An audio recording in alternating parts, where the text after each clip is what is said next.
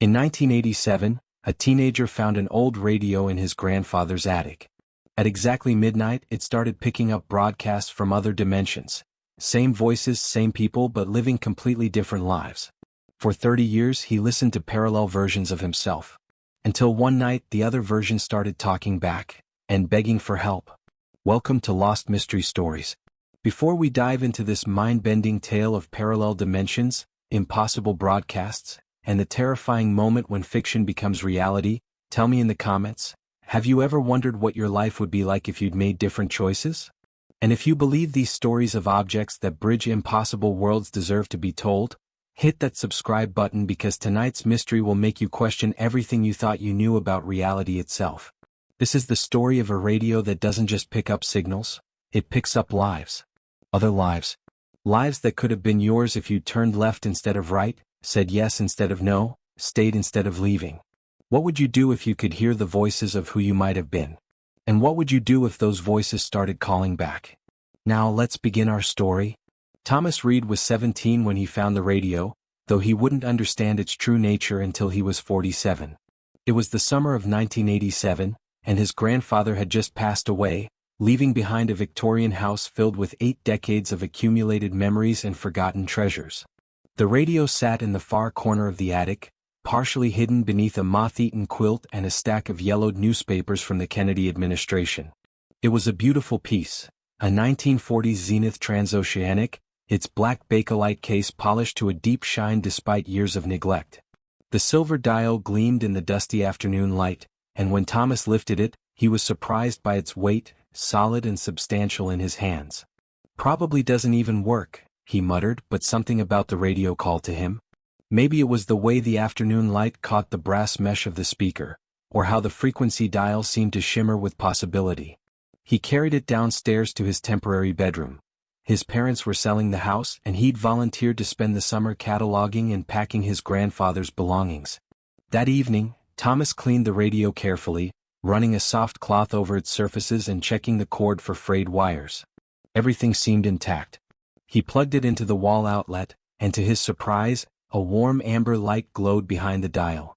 The radio hummed to life with the satisfied purr of well-maintained electronics. He turned the dial slowly, expecting static or maybe some distant AM stations. Instead, he found clear, crisp broadcasts, news programs, music, talk shows. Nothing unusual. Just ordinary radio, the kind his grandfather had probably listened to for decades. Thomas went to bed that night thinking he'd found a nice vintage piece, maybe worth something to a collector. He had no idea he'd just activated a window into infinite worlds. The first strange broadcast came at exactly 12 a.m. Thomas had been asleep for hours when the radio's sudden crackle woke him. He sat up, disoriented as voices filled the room, not the distant murmur of late-night AM radio, but clear, intimate conversation, as if the speakers were sitting right next to him. Told Mom about the scholarship today, a young man was saying. She cried. Happy tears, you know? Said she always knew I'd make it to MIT. Thomas froze. The voice was his own, older, more confident, but unmistakably his. He crept toward the radio, afraid that any sudden movement might break whatever strange reception he'd stumbled upon. That's wonderful, honey, a woman's voice replied, and Thomas's heart nearly stopped. It was his mother, but different. Happier somehow. Less strained. In his world, his mother worked 2 jobs and rarely smiled. This version of her sounded fulfilled. Yeah, the other Thomas continued. And Dad's coming to graduation. Can you believe it? He took time off work and everything. Thomas's real father had left when he was 12. He hadn't seen him in 5 years. Of course he is, his mother said warmly. He's so proud of you. We both are. The conversation continued for nearly an hour. Thomas listened, transfixed, as this other version of himself described a life that seemed impossibly perfect. Good grades came easily. His parents were together and supportive. He had friends, confidence, a full scholarship to one of the best engineering programs in the country. At 1 a.m. exactly, the broadcast faded to static, then silence. Thomas sat in the dark, his mind racing. What had he just heard? A recording? A radio drama? But the voices had been so real, so specific. The other Thomas had mentioned places Thomas knew, people he recognized, but everything was subtly different. Better. He barely slept that night, and when morning came, he wondered if he'd dreamed the entire thing. The next night, Thomas waited by the radio as midnight approached. At 11:59 p.m. he held his breath. At exactly 12 o'clock the static began, and then, "Finally asked Jennifer to prom today," another version of his voice said. She said yes. This was a different Thomas, younger sounding, more nervous. In his world, Thomas had never worked up the courage to ask Jennifer Martinez to prom. He'd watched from across the gymnasium as she went with Derek Peterson, and he'd spent the evening at home watching old movies. "That's great, Tommy," his mother's voice replied, but this version sounded tired, worn down. "Did you remember to pick up your medication from the pharmacy?" "Yeah, Mom. Dr. Wilson says the new antidepressants are working really well." Thomas's breath caught. In his reality, he'd never taken antidepressants. He'd never even admitted to anyone that he might need them, despite the dark thoughts that sometimes consumed his teenage mind. Over the following nights, a pattern emerged. Every night at midnight, the radio would tune itself to broadcasts from different versions of his life. Some versions were better than his reality, more successful, happier, surrounded by love and opportunity. Others were worse. Versions where he'd made terrible mistakes, where tragedies had befallen his family, where darkness had consumed everything. Thomas began keeping a notebook documenting each broadcast. Night 4. Thomas, who became a professional musician. Parents divorced but amicable. Dating a girl named Sarah. Night 5. Thomas, who died in a car accident at 16. Broadcast was his memorial service. Night 6. Thomas, who never left his grandfather's house. Still living there at 40, taking care of his grandfather who survived into his 90s. Night 7. Thomas, who joined the military. Came home from overseas with PTSD but found healing through art therapy. Each night brought a new life, a new set of choices and consequences. Thomas became obsessed, staying awake until dawn, frantically scribbling notes about the infinite variations of himself. Summer ended, but Thomas couldn't leave the radio behind. He convinced his parents to let him keep it, claiming it was a memento of his grandfather. He took it with him to college, then to his first apartment, then to every place he lived over the next 3 decades. For 30 years, Thomas Reed lived 2 lives, his real one during the day and the countless others he witnessed each night at midnight. His real life was adequate. He got a degree in computer science, found work at a mid-sized software company, married a kind woman named Carol, had 2 children, bought a house in the suburbs. It was a good life by most measures. Stable. Comfortable. But it paled in comparison to the lives he heard through the radio. He heard versions of himself who became famous authors, Nobel Prize-winning scientists, beloved teachers who changed thousands of lives. He heard versions who traveled the world, who fell deeply in love, who experienced joy so profound it brought tears to his eyes just listening to it. He also heard versions who suffered unimaginably, who lost children, who battled addiction, who faced tragedies that would have broken most people. These broadcasts were harder to listen to, but somehow necessary. They reminded him that his ordinary life, for all its missed opportunities, was also free from certain kinds of pain. Thomas never told anyone about the radio. How could he?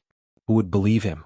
Sometimes he wondered if he was going insane, if the stress of his mundane life had finally caused his mind to fracture. But the broadcasts were too detailed, too consistent, too real to be hallucinations. The other versions of himself aged along with him. He heard his 40th birthday party in dozens of different realities, some celebrated with huge gatherings of friends, others marked by quiet dinners with loving families, still others spent alone in hospital rooms or prison cells. By his 47th birthday, Thomas had documented over 10,000 different versions of his life. The notebook had grown into multiple journals, filling an entire bookshelf in his basement office. Carol thought it was research for the novel he'd always claimed he was writing. The children thought Dad was just eccentric, always scribbling in his journals late at night. None of them knew that Thomas Reed was the world's only expert on parallel dimensions, on the infinite branching paths of human existence. Everything changed on a Tuesday night in October 2017. Thomas sat in his usual spot, notebook ready as midnight approached.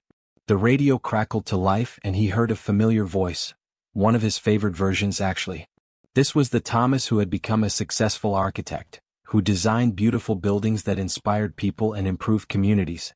Working on the new community center, architect Thomas was saying to someone. It's going to have space for after-school programs, art classes, senior activities. Really excited about this one. Thomas smiled and began taking notes.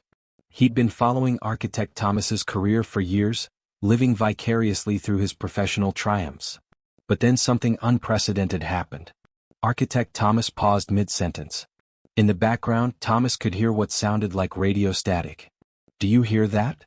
Architect Thomas asked. "Hear what?" his companion replied. "There's this noise. Like a radio tuned to nothing." Another pause. "It's weird. It's been happening every night at midnight for, 30 years now. I always thought it was just interference from somewhere." Thomas's pen stopped moving. He stared at the radio, his heart beginning to race. "You know what's really strange?" Architect Thomas continued. "Sometimes I swear I can almost make out voices in the static. Like someone's listening to me." "Listening to you?" "I know it sounds crazy, but..." Architect Thomas's voice became thoughtful. "If I focus really hard, I can almost feel a presence. Like there's someone out there in the static who knows me." Thomas's notebook slipped from his numb fingers. "Hello?" Architect Thomas said suddenly, his voice louder, more direct. "Is someone there? If you can hear me, if you've been listening all these years, who are you?" Thomas stared at the radio in shock. After 30 years of one-way observation, one of his parallel selves was trying to make contact. I can hear you," Thomas whispered to the radio. The broadcast went silent for a moment. Then, "Oh my God. You're real. I knew it. I knew someone was listening." "How is this possible?" Thomas asked, his voice shaking. "I don't know. But I've felt you there for years. Every night at midnight there's this presence. This feeling of being watched, but not in a creepy way. More like someone who cared about me was checking in." Thomas felt tears running down his cheeks. "I've been listening to your life for 30 years. You're everything I wish I could have been." "What do you mean?" "In my world I'm just ordinary. I work in IT. I live in the suburbs. I never took the risks you took, never chased the dreams you chased."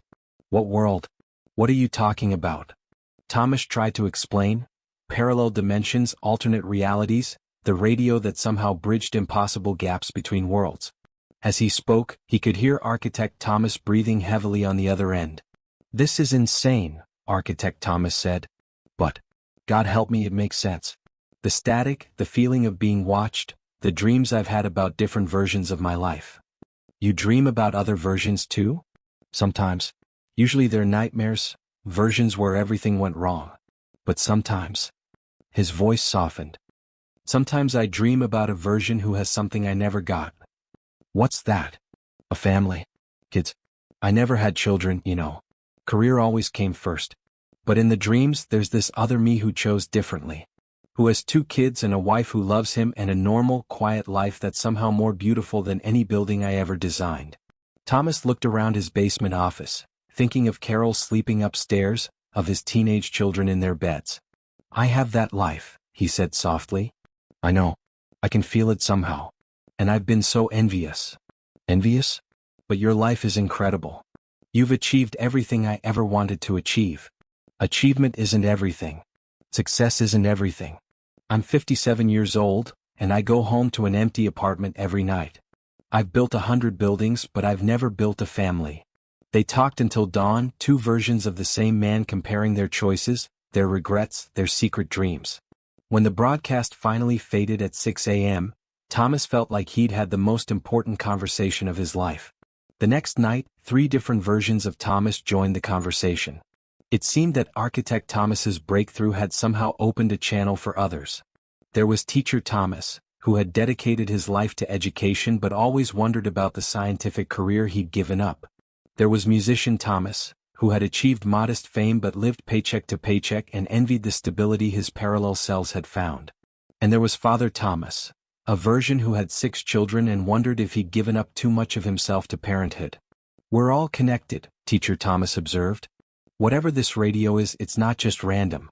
It's specifically tuned to us, all the versions of us." "But how is this possible?" Musician Thomas asked. "Parallel dimensions, multiple realities, that's science fiction stuff." "Maybe," said the original Thomas, "or maybe science fiction is just science we don't understand yet. Quantum physics talks about multiple universes, infinite possibilities existing simultaneously.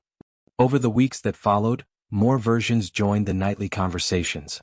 They came from realities where Thomas had made vastly different choices, where he'd been born to different families, lived through different historical events, faced different challenges. There was Holocaust survivor Thomas, whose family had fled Germany in the 1930s and who carried stories of unimaginable loss and resilience. There was astronaut Thomas, who lived in a reality where space exploration had advanced more rapidly and who described the Earth as seen from Mars. There was criminal Thomas, whose early mistakes had led him down a dark path but who had found redemption through helping other at-risk youth. Each version brought their own perspective, their own wisdom, their own regrets. They formed an unlikely support group, men who were simultaneously the same person and completely different people, offering each other advice across the barriers of space, time, and reality itself. Not all the voices that joined the network were friendly. On a cold December night, a new Thomas entered the conversation, one whose voice was harsh, bitter, filled with a rage that made the original Thomas's skin crawl. Finally, Dark Thomas said, "I've been trying to break through for months." "Who are you?" Teacher Thomas asked. "I'm the one who figured it out," Dark Thomas replied. "I'm the one who knows what this really is." "What do you mean?" "You idiots think this is some kind of miracle, some beautiful cosmic coincidence that lets us talk to each other. But it's not. It's a trap." The other versions fell silent. "Don't you see?" Dark Thomas continued. "We're not talking across parallel dimensions. We're being harvested." "Harvested?" the original Thomas asked. "Our experiences, our memories, our lives, they're being collected by something. Something that feeds on possibility, on the infinite variations of existence. Every night when we share our stories, when we open ourselves up to each other, we're making ourselves vulnerable." "That's paranoid nonsense," Architect Thomas said. "Is it? Haven't you noticed that some versions have stopped coming? Versions that used to join the conversations regularly just disappeared?" Thomas thought about it. There had been a few voices that had gone silent over the past months. He'd assumed they'd simply stopped participating. "They didn't stop participating," Dark Thomas said as if reading his thoughts. "They were consumed. Absorbed. Their experiences added to some vast collection, and then they were discarded." "You're trying to scare us," Father Thomas said, but his voice was uncertain. "I'm trying to warn you. In my reality, I've spent decades researching this phenomenon. I know what we're dealing with. There's something out there in the space between worlds, something ancient and hungry, and it's using these radios as bait." "Even if that's true," Teacher Thomas said, "what are we supposed to do? Stop talking to each other? Go back to being isolated in our separate realities?" "Yes," Dark Thomas said immediately. "That's exactly what you should do. Destroy your radios. Cut the connection. Save yourselves while you still can." "No," the original Thomas said firmly. "I won't give this up. For 30 years I listened alone. For the first time in my life I feel like I'm part of something larger, something meaningful. I won't go back to isolation." "Then you're a fool," Dark Thomas said. "And you'll doom us all." The conversation with Dark Thomas haunted the group for weeks. Some versions stopped participating, frightened by his warnings. Others continued, but with less enthusiasm, always wondering if they were making a terrible mistake. The original Thomas found himself torn. The rational part of his mind knew that Dark Thomas might be right. There was no scientific explanation for how they were communicating across parallel dimensions, and the idea of some entity harvesting their experiences wasn't necessarily more far-fetched than the radio's existence in the first place. But the emotional part of him couldn't bear the thought of losing this connection. For the first time in his life he felt truly understood. He'd found kindred spirits who shared not just his face and voice, but his deepest thoughts, fears, and dreams. The debate came to a head on New Year's Eve, 2017. "I've made my decision," the original Thomas announced during that night's broadcast. "I don't care if there's some cosmic entity feeding on our stories. This connection, this family we've built across impossible distances, it's worth the risk." "I agree," said Teacher Thomas. "Whether we have one more day or 1,000 more years, I'd rather spend them connected to you all than alone in my reality."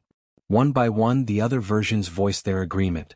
Even some who had been frightened by Dark Thomas's warnings chose to continue participating. "You're making a mistake," Dark Thomas said. "But I understand. Loneliness is a powerful motivator. Just, when it comes for you, remember that I tried to warn you. His voice faded from the network that night and they never heard from him again. 6 months later, teacher Thomas vanished mid-sentence. He'd been describing his retirement party, the tears of gratitude from students and colleagues, when his voice simply stopped. Not faded, not interrupted by static, just gone as if someone had flipped a switch. Teacher Thomas? The original Thomas called out. Are you there? Silence. Over the following weeks, more versions disappeared. Father Thomas vanished while telling a story about his youngest daughter's first steps. Musician Thomas cut out in the middle of humming a new song he'd written.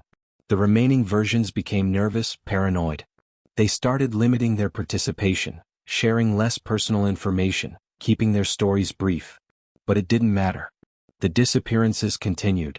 Dark Thomas was right, Architect Thomas said during what would be his final broadcast. Something is taking us. I can feel it now. There's a presence in the static, something vast and hungry, and it's focused on me. I think this might be goodbye.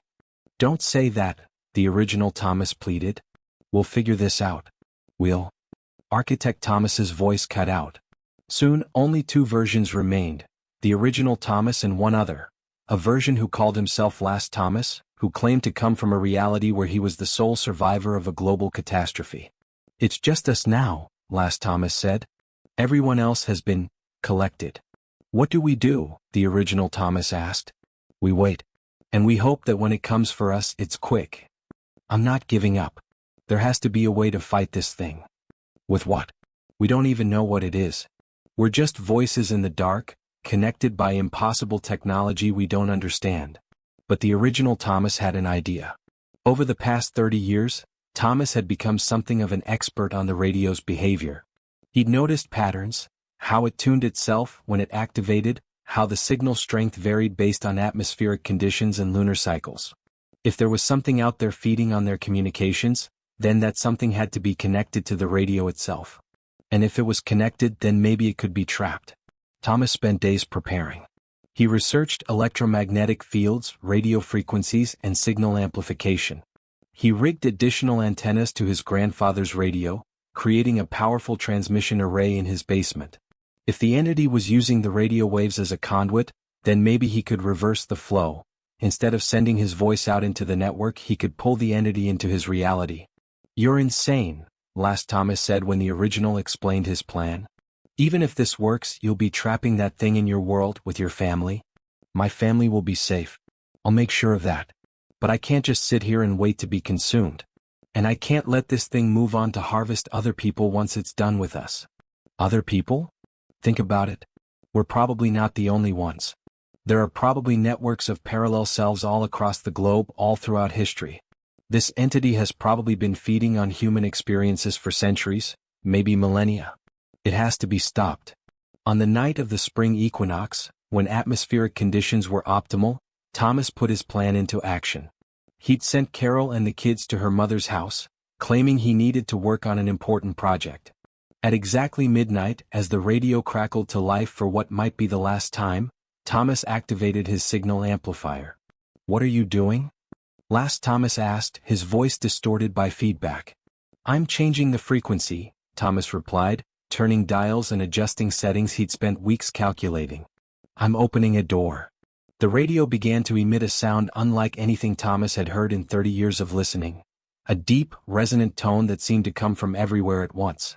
The basement lights flickered, and the air itself seemed to vibrate. It's working, Thomas said. I can feel it coming through. Thomas, stop. Last Thomas shouted. You don't know what you're.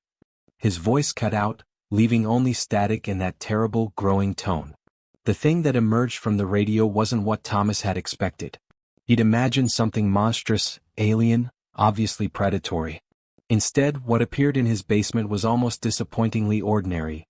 A tall, thin figure in a gray suit, with pale skin and dark eyes that seemed to hold infinite depth. Hello, Thomas, it said in a voice like rustling leaves. I was wondering when one of you would be clever enough to attempt contact. You're the one who's been taking them, Thomas said, trying to keep his voice steady. The other versions of me. Taking is such an unpleasant word. I prefer collecting. The entity smiled, revealing teeth that were just slightly too sharp. I am a curator of possibilities, a keeper of unlived lives. Do you have any idea how precious your experiences are? How valuable? They're not yours to take, aren't they? You broadcast them freely, sharing your most intimate moments across the void. I simply preserve them. Give them meaning beyond the fleeting existence of your brief mortal spans. The entity moved closer, and Thomas could feel a strange pulling sensation, as if his memories were being drawn out through his eyes. Your life, for instance, the entity continued, is particularly rich. 30 years of listening to alternate selves, documenting their choices, living vicariously through their experiences. You've accumulated more knowledge of parallel existence than anyone in any reality. That makes you quite valuable indeed. If you take me, Thomas said, backing toward his workbench, if you take all of us, then no one will be left to make new choices, new experiences for you to collect. Oh, there are always more. Infinite realities mean infinite possibilities. I've been collecting for eons and I've barely scratched the surface. Thomas's hand found what he was looking for, a heavy wrench he'd left on the workbench. But you made one mistake. Did I? You assumed I was just another victim. Thomas brought the wrench down hard on the radio's control panel. Sparks flew and the entity screamed, a sound like reality tearing. You don't understand, the entity said, its form beginning to flicker. Without the radio, without the connections, your other selves are lost in the void between dimensions. You've doomed them to an existence worse than death. No, Thomas said, hitting the radio again. I've set them free. The radio died with a final burst of static and sparks. The entity vanished, whether destroyed or merely sent back to whatever realm it had come from, Thomas couldn't be sure. His basement fell silent for the first time in 30 years. Thomas sat among the wreckage, mourning the loss of his nightly conversations with his parallel selves. He would never know if destroying the radio had truly freed them or condemned them. He would never hear their voices again, never share in their triumphs and failures, never feel the comfort of knowing he wasn't alone in the universe. But as he climbed the stairs to the main floor of his house, where his real life waited, his wife, his children, his ordinary suburban existence, he realized something had changed. The life he had always considered mediocre, disappointing, full of missed opportunities, suddenly seemed precious. Not because it was perfect, but because it was his. His choices, his consequences, his relationships built over decades of small, daily decisions. Carol was waiting for him when he got upstairs. How did your project go? She asked. It's finished, Thomas said, wrapping his arms around his wife of 20 years. I think I'm done with research for a while. Good, she said, smiling. The kids missed you at dinner. Maybe tomorrow night you can actually eat with us instead of hiding in the basement with those journals. I'd like that, Thomas said, and meant it. He never told anyone about the radio, about the 30 years of interdimensional communication, about the entity that fed on parallel lives. Sometimes he wondered if it had all been an elaborate hallucination, the product of a mind that couldn't accept the limitations of ordinary existence. But in his heart he knew it had been real. And more importantly, he knew he'd made the right choice. The voices were gone, but the lessons remained. Every version of himself he'd encountered, every choice he'd witnessed, every path taken or abandoned, they had all led to this moment, this realization. He was Thomas Reed, age 47, married to a kind woman named Carol, father to 2 teenagers, employee at a mid-sized software company, resident of a quiet suburban street. It wasn't the most exciting life possible. It wasn't the most successful or the most adventurous or the most artistically fulfilling. But it was real.